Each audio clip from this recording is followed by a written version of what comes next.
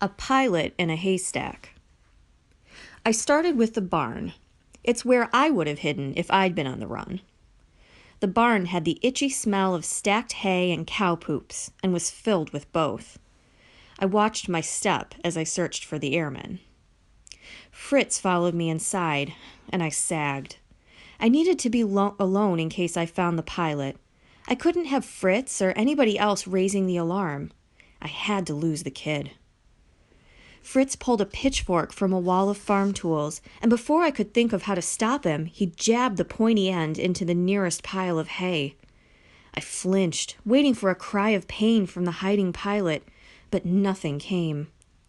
Fritz pulled the pitchfork out and attacked another spot, and another. Jab, jab, jab. I closed my eyes and flinched every time.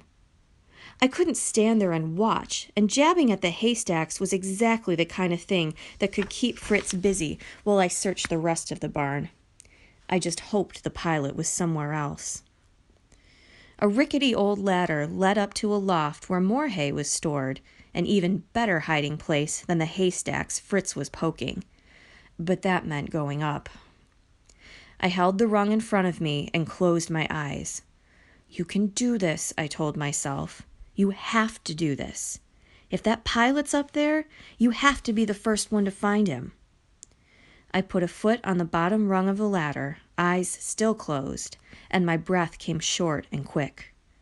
I could already feel the familiar tightening in my chest, the sick churning in the pit of my stomach, the dizzy wobbling of my head. It's not that far. It's not that far. It's not that far. I hoisted myself up a rung, and another, and another. I kept my eyes closed the whole time, groping blindly at the rough wood of the hayloft floor when I got to the top. I pulled myself over the edge on my belly, hugging the floor like a toddler clinging to his mother's leg. I was panting now, panicking, and it took me several long seconds to calm down enough to even open my eyes. As long as I forgot where I was now and didn't look back over the edge, I hoped I'd be okay. I pulled myself to my feet with effort, glad no one had been there to see my pathetic little display. My legs were still wobbly. There was no fooling myself that I was on solid ground, especially up here in this open space. But I wasn't paralyzed with fear the way I got sometimes. It helped to have something else to worry about, and right now, that was finding the missing pilot. I couldn't risk a German look over my shoulder to see if anyone was listening, but I was pretty sure I was alone in this part of the barn. "Hello?" I whispered in English. "Are you up here? I'm not German. I'm Irish. I'm here to help." I waited.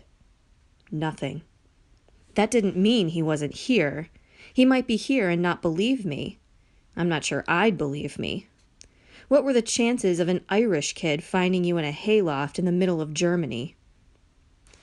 The hay in the loft didn't look like it had been disturbed since it was stacked up here, but I dug into it anyway, kicking up all kinds of little tickly bits in the air.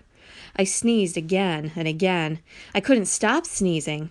I was pretty sure I had bits of hay permanently lodged in my nose.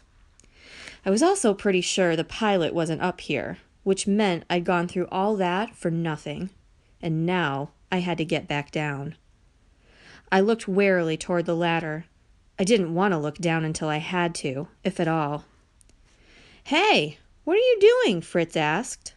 I turned, startled, and saw Fritz at the top of the ladder, and the ground 10 feet below me. My head became a helium balloon. The ground floor of the barn dropped away from me as if I were watching an elevator car plummet down an elevator shaft. The world spun, my body seized up, and I fell over the side.